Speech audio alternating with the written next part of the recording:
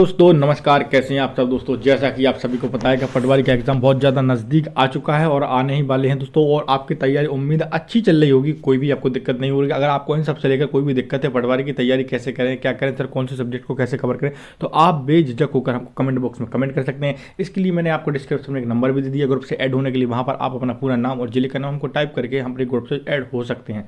तो आइए दोस्तों, एक बार आपका फिर से बहुत बहुत स्वागत है हमारे CPCT एंड MP एग्जाम में। मेरा नाम है मोहसिन। तो आइए, आज की साइंस की क्लास बहुत ज़्यादा इंपॉर्टेंट होने वाली है। और देखते हैं अपने आज का पहला क्वेश्चन हमारा, भोजपत्र उत्पन्न होता है। तो भोजपत्र जो होता है वह किससे उत्पन्न होता है, तो बेटुला की छाल से। ये एक पेड़ होता है दोस्तों, जिसकी छाल से ये भोजपत्र अपना उत्पन्न होता है। अब चलते हैं अपने अगले क्वेश्चन की तरफ। और अगला क्वेश्चन आप देख रहे होंगे, क्षोभ मंडल किस वैज्ञानिक ने सबसे पहले प्रयोग किया था। तो क्षोभ मंडल का सबसे पहले जिस वैज्ञानिक ने प्रयोग किया था वह था तीसरा दा बोर। किसने था दोस्तों, तीसरा दा बोर थे वो। अब बढ़ते हैं दोस्तों हम अपने अगले क्वेश्चन की तरफ। अगला क्वेश्चन भी आप स्क्रीन पर देख रहे होंगे। क्वेश्चन है हमारा, पृथ्वी से वापस होने वाले सौर विकिरण को क्या कहते हैं। तो जो पृथ्वी से जो वापस होने वाले जो सौर विकिरण होते हैं उनको हम पार्थिव विकिरण बोलते हैं। क्या बोलते हैं, पार्थिव विकिरण बोलते हैं। आइए चलते हैं हम अपने अगले क्वेश्चन की तरफ। बिल्कुल अलग क्वेश्चन है, लेवल अलग है, 1 लाइन फैक्ट है। और याद है कि एक ही क्वेश्चन को 3-3 4-4 लैंग्वेज के पूछा जा सकता है। तो आप क्वेश्चन को बिल्कुल ध्यान से सुनिए।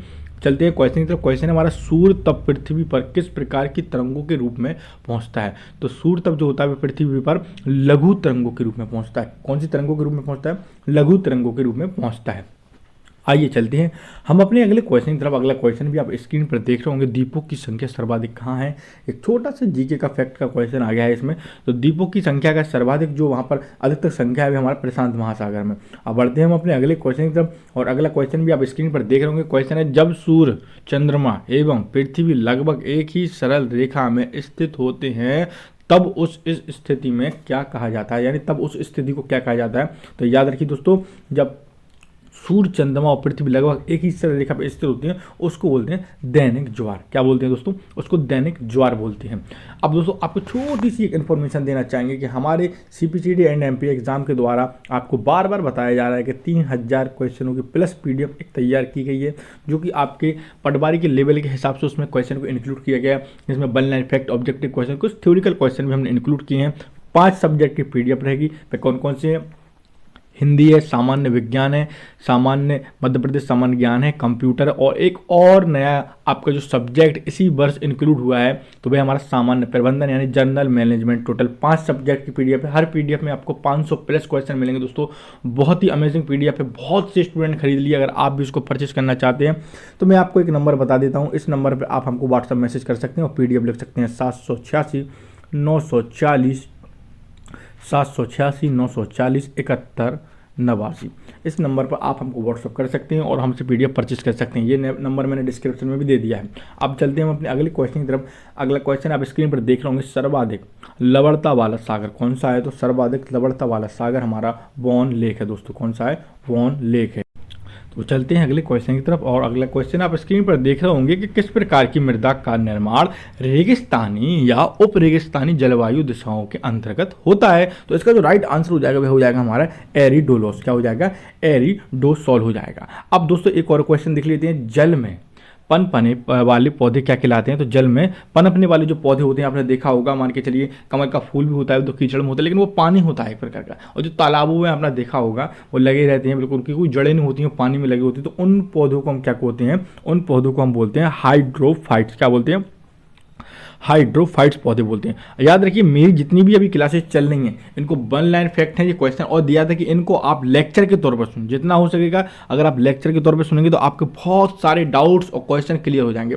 आप बिल्कुल अपने मोबाइल या लैपटॉप या PC जिस पर भी आप मेरी क्लास देखते हो उसको रख दीजिए, और अगर आप लेटे हैं तो बिल्कुल इत्मीनान से, बिल्कुल एकांत होकर क्लास को लेक्चर के तौर पर अटेम्प्ट करेंगे तो आपको बहुत सारे क्वेश्चन याद हो जाएंगे। बिल्कुल नए नए क्वेश्चन है, याद रखिए। तो आइए चलते हैं हम अपने अगले क्वेश्चन की तरफ। अगला क्वेश्चन हमारा, मालाबार क्षेत्र में किस प्रकार की वनस्पति मिलती है। तो मालाबार क्षेत्र में वर्षा वन क्या होता है दोस्तों, मालाबार क्षेत्र में किस प्रकार की वनस्पति मिलती है। तो वर्षा वन प्रकार की वनस्पति मिलती है। अब आइए बढ़ते हैं हम अपने अगले क्वेश्चन की तरफ। अगला क्वेश्चन है दोस्तों हमारा, एक्सरे का आविष्कार किसने किया था।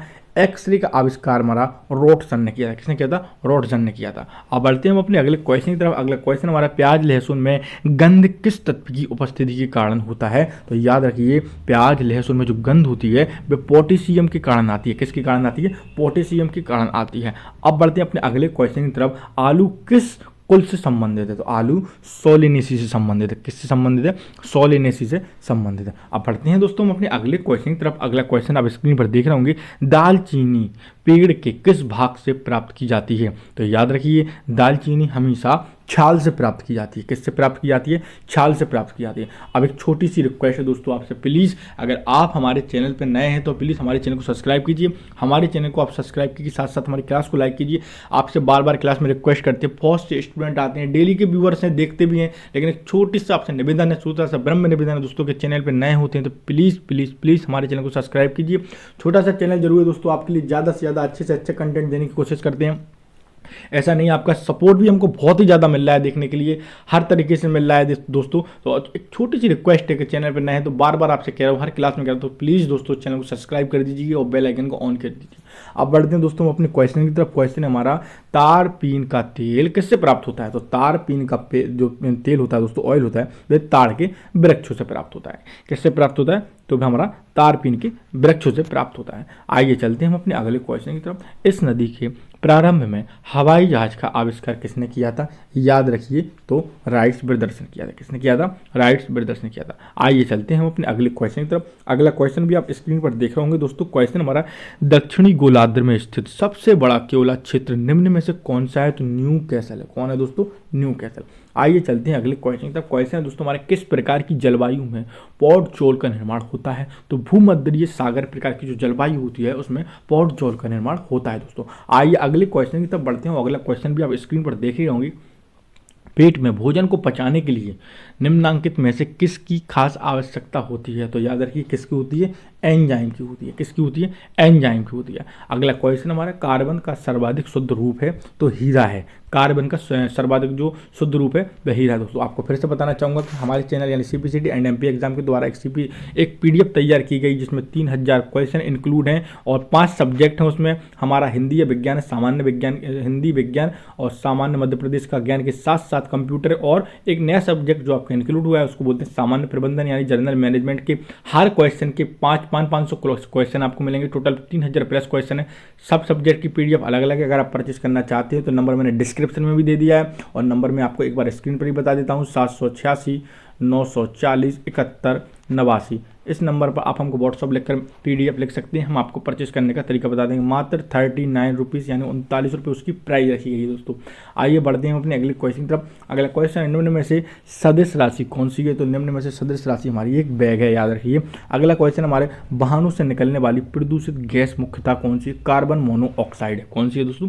कार्बन मोनोऑक्साइड है। आइए बढ़ते हैं हम अपने अगले क्वेश्चन की तरफ। अगला क्वेश्चन है, पेट्रोलियम से प्राप्त होने वाला मोम कौन सा है? तो पैराफिन। पैराफिन मोम है। कौन सा मोम है? पैराफिन मोम है। अगला क्वेश्चन है, नींबू खट्टा किस कारण होता है? तो साइट्रिक अम्ल के कारण होता है। कौन से अम्ल के कारण होता है? साइट्रिक अम्ल के कारण होता है।